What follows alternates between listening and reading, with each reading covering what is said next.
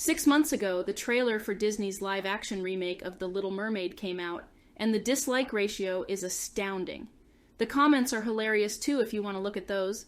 I'm not going to spend too much time talking about this iteration because, well, everyone knows that it's incredibly stupid. We all know this is the equivalent of this image, but pretty much everyone has already talked about this, and I don't think I could add anything to the conversation that hasn't already been said. However, I will make the argument that this remake would likely be no better even if a white actor was cast as the main lead. I know this because the original 1989 animated film was, well, already bad to begin with. At least it is in my opinion. But Genesis, I can hear you thinking, the animation is good and the songs are iconic. True, I guess, but pretty visuals and catchy songs do not a good story make. The original Fairytale by Hans Christian Andersen is an objectively better story and is frankly underappreciated in the shadow of its popular Disney adaptation. Now, I'm not here to argue that Disney's adaptation is bad because it's different from the book or something silly like that. After all, Kubrick's The Shining isn't a good adaptation of its source material, but still a good movie in its own right. By contrast, Disney's Little Mermaid, while not the worst film to exist, isn't better than or even as good as its source material. Part 1. The Disney movie is a fundamentally bad adaptation and a bad movie. Most already know that Disney's adaptation of Andersen's fairy tale is pretty drastically different from its source material. What many don't realize is that there aren't only differences in the plot, but the titular Little Mermaids in each version have differing motivations as well. Both want to be human and marry a prince, but that's where the similarities end. Ariel wants to be human just because. Why is she so invested in humans? Why does she want to be part of that world? It's never really explained. She doesn't have any clear motivation for wanting to be human except for humans are cool and this prince guy is really cute. And that wouldn't even necessarily be a problem if the stakes weren't so high. That is, if becoming human didn't mean giving up everything and selling her soul, but for a guy she's simping over. Now, the mermaid was definitely a simp in the original story, arguably much more so, but that's kind of the point, since it's a reflection of Andersen's own experiences with a love that he could never have. But it works here because the reward is greater than the risk. She's not just pining to be human to be with a guy, or even necessarily for its own sake, but for an immortal soul. What the film should have done is increase the reward for becoming human, giving it some sort of intrinsic value, otherwise her motivations just aren't that compelling. If the movie can't say why she wants to be human or why she wants to be with this guy, then why should the audience care if she does? In the original, the mermaid is also enamored by humankind, but no more so than the rest of her family. In fact, unlike the film in which there's this deeply rooted prejudice surrounding human culture, the mermaids have respect for human culture and the beauty of the world above the surface. This gives her more reason to be invested in it, but since the interest is shallow, it never turns into this deep desire to actually be human until she meets the prince, is enamored with him, and asks her grandmother essentially if he'll live forever, since she's just that deeply in love with him. Can they live forever? Do they never die, as we do here in the sea? Yes, replied the old lady. They must also die, and their term of life is even shorter than ours. We sometimes live to 300 years, but when we cease to exist here, we only become the foam on the surface of the water, and we have not even a grave down here of those we love. We have not immortal souls, we shall never live again, but, like the green seaweed, when once it has been cut off, we can never flourish more. Human beings, on the contrary, have a soul which lives forever, lives after the body has been turned to dust. It rises up through the clear, pure air beyond the glittering stars. As we rise out of the water and behold all the land of the earth, so do they rise to unknown and glorious regions which we shall never see. Why have not we an immortal soul? Asked the little mermaid mournfully. I would give gladly all the hundreds of years that I have to live to be a human being only for one day, and to have the hope of knowing the happiness of that glorious world above the stars. You must not think of that, said the old woman. we feel ourselves to be much happier and much better off than human beings." "So I shall die," said the little mermaid, "and as the foam of the sea, I shall be driven about, never again to hear the music of the waves, or to see the pretty flowers, nor the red sun. Is there anything I can do to win an immortal soul?" "No," said the old woman, "unless a man were to love you so much that you were more to him than his father or mother, and if all his thoughts and all his love were fixed upon you, and the priest placed his right hand in yours, and he promised to be true to you here and hereafter, then his soul would glide into your body, and you would obtain a share in the future happiness of mankind. He would give a soul to you, and retain his own as well. But this can never happen. Your fish's tail, which amongst us is considered so beautiful, is thought on earth to be quite ugly. They do not know any better, and they think it necessary to have 2 stout props, which they call legs, in order to be handsome." Then the little mermaid sighed and looked sorrowfully at her fish's tail. "Let us be happy," said the old lady, "and dart and spring about during the 300 years that we have to live, which is really quite long enough." This is the moment in the story when there's a disconnect between the Little Mermaid and the rest of her society. Once she knows that eternal life is attainable, she can't shake it. She wants it more than anything because what's a long, comfortable life only to disappear into the ocean compared to the prospect of an eternity of joy? This is why throughout the story she's willing to have her tongue cut out, walk on shards of glass, risk death, and go through all these horrific things because she sees eternal life on the other side. It's a much more spiritual story than Disney would have you believe, and their version of the character comes off as shallow and two-dimensional by comparison. But Genesis, I hear the pretentious wheels in your head turning as you race to the comment section. Sometimes when you make an adaptation, you need to update it for a modern audience. To make the story more appealing to modern tastes, they had to change certain elements of the story or else it wouldn't appeal to as many people. Okay, and? Just because something appeals to people doesn't make it objectively good. And the #1 movie in the country was called Ass. And that's all it was for 90 minutes. It won 8 Oscars that year. Sure, it can be an indicator of something's quality, but at the same time, people are pretty generally stupid and don't know what's best for them unless someone tells them. Sure, some people have intuition and can draw their own conclusions, but I can guarantee that at least 80% of people are stupid and will pretty much believe the same things for their entire lives.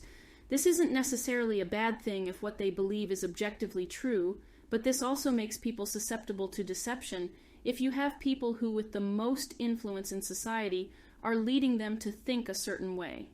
Disney has stripped The Little Mermaid of its spiritual aspects in favor of a simplistic, watered-down version of the story. As a result, the understanding of this story will be just as shallow as the people who adapted it to the greatest success.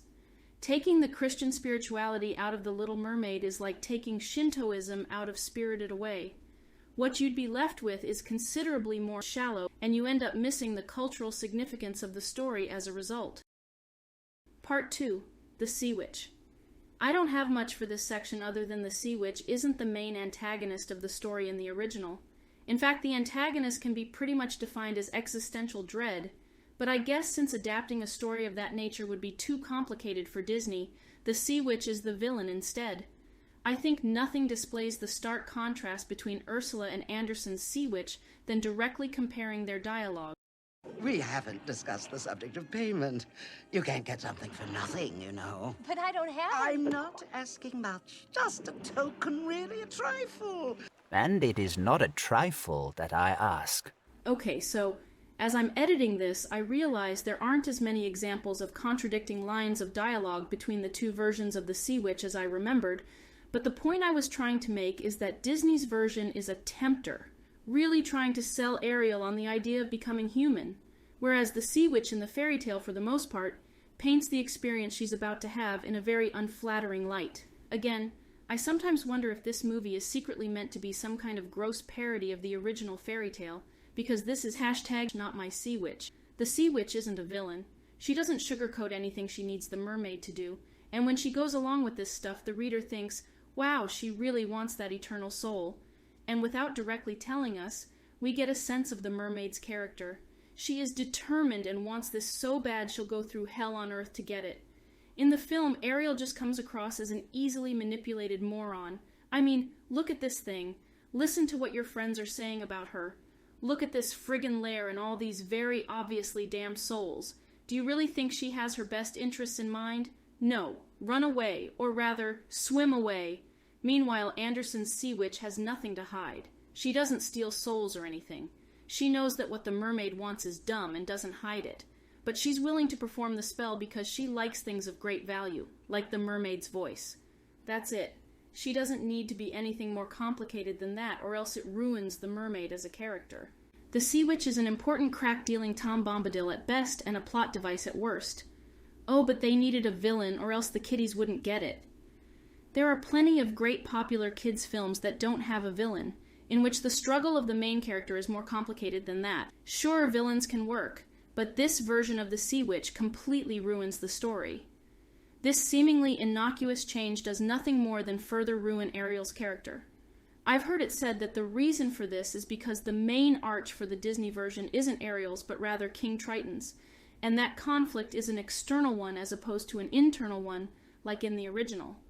Okay, but the problem here is that just like how Ariel's love of humans is never really explained, Triton's hatred of humans is never really explained, unless you count that straight to DVD prequel that got made back in 2008, where the Sea Queen gets killed by a pirate ship or something, that internal conflict seems to get resolved by the end of that film too. Then again, I guess you could argue maybe his prejudice still persisted or whatever because trauma, and I guess that's fair enough, except for the fact that this prequel didn't exist until 20 years later, and gives an explanation for his hatred that frankly should have been in the original.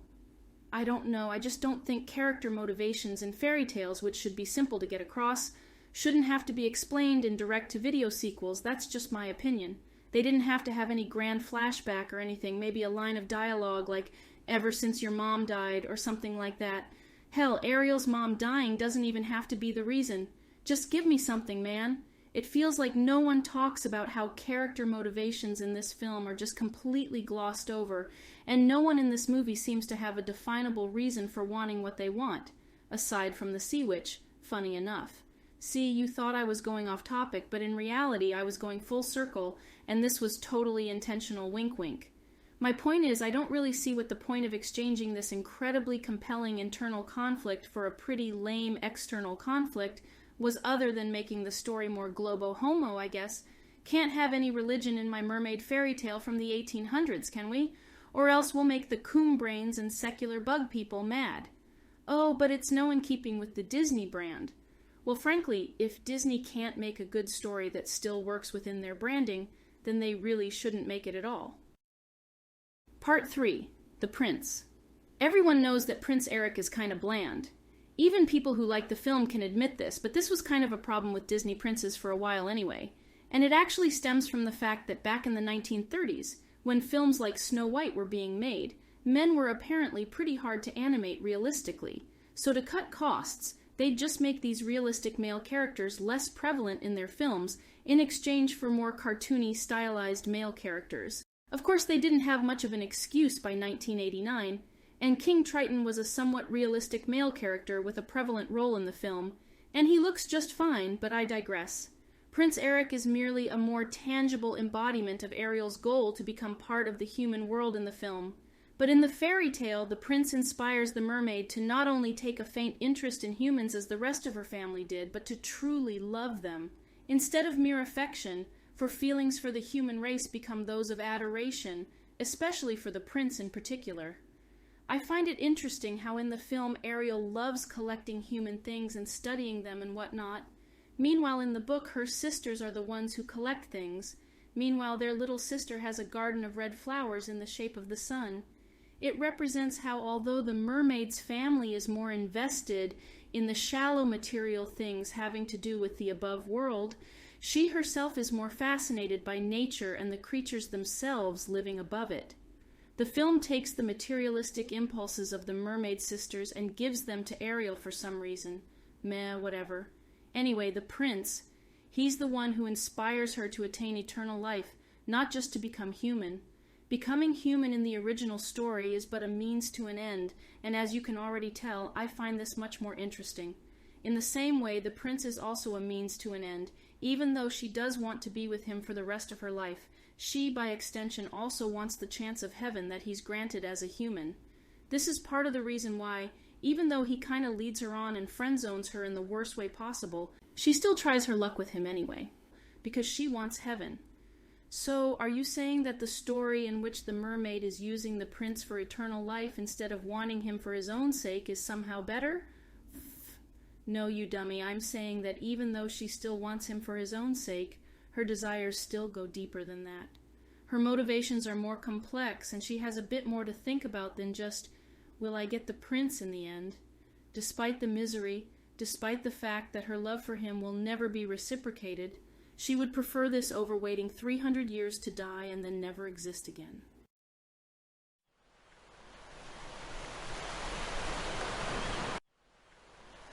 I know some people find the ending of this story disturbing, but come on, it is so much more powerful than the film could ever dream of being. Say it with me now. In the Disney version, Ariel does nothing, gets what she wants in the end, and suffers no consequences for almost destroying the sea and possibly the entire fucking world. Meanwhile, in the original, on top of, not dooming her kingdom, she's given up everything to be with the man of her dreams and to have an eternal soul, and that evening she will die. The very dread she gave up everything she tried to avoid comes flooding back when suddenly her sisters appear. She saw her sisters rising out of the flood. They were as pale as herself, but their long, beautiful hair waved no more in the wind and had been cut off. "We have given our hair to the witch," said they, "to obtain help for you, that you may not die tonight. She has given us a knife. Here it is. See, it is very sharp. Before the sun rises, you must plunge it into the heart of the prince. When the warm blood falls upon your feet, they will grow together again and form into a fish's tail, and you will be once more a mermaid, and return to us to live out your 300 years before you die and change into the salt sea foam. Haste then. He or you must die before sunrise." She takes the knife, enters the prince's chambers, and she can't do it. Even still, she loves him too much to take away his happiness, to take him away from the love of his life. And this love is the first thing she feels that is greater than her fear of impermanence. She throws the knife into the sea, jumps into the water, and dies, slowly dissolving into foam. When suddenly she realizes she's floating, high, high above the sea into the clouds.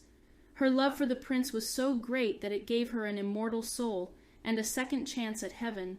She, along with the Daughters of the Air, which was Anderson's original title for the book, are all souls given a second chance at heaven just like her, and once they've performed enough good deeds for the people of Earth, they'll be there. The prince and his love awaken, the little mermaid's spirit kisses their foreheads, and she goes out to spread joy to the children of the world. Tell me that isn't beautiful. Go ahead. Tell me that the stupid Disney version is somehow more powerful. Go ahead. Because now you look stupid. This ending is a brilliant culmination of the mermaid's inner conflict throughout the story. Okay, in all seriousness, what makes this ending so compelling is that at this point in the story, the mermaid can no longer necessarily use him to get into heaven. The only perceivable option she's given to live a comfortable life is to hurt him. This demonstrates the difference between humans and the mermaids, if you will, and why humans can attain salvation while mermaids can't. It really all has to do with love. But what is love? It's not as tough a question as you might think. In C.S. Lewis's The Four Loves, he uses the Greek terms for 4 different types of love in order to explain them. Storge is affection, most often shared between the family and even higher-level animals like dogs and cats. It can also technically be felt for objects like food or a really good movie. Philia is the love between friends, the only love that exists for its own sake. Eros is the love between the sexes or romantic love, and agape is unconditional love, which is given purely for the good of another and doesn't require reciprocity. Granted, I suppose storge doesn't either, but storge is more the emotion of love rather than something we actually choose, but I digress. The most basic way to define love is as an emotion that matures into an action, that being willing the good of the other, which basically means doing what is best for someone, or in the case of storge, something else. The 4 different types of love are basically the 4 different motivations someone would have for willing that good, whether it be affection, sexual attraction, common hobbies and interests, or no reason at all other than love's sake, which makes it the purest form of love, since it is purely wanting what's best for another person for that person's sake, and not necessarily because it would benefit you in some way.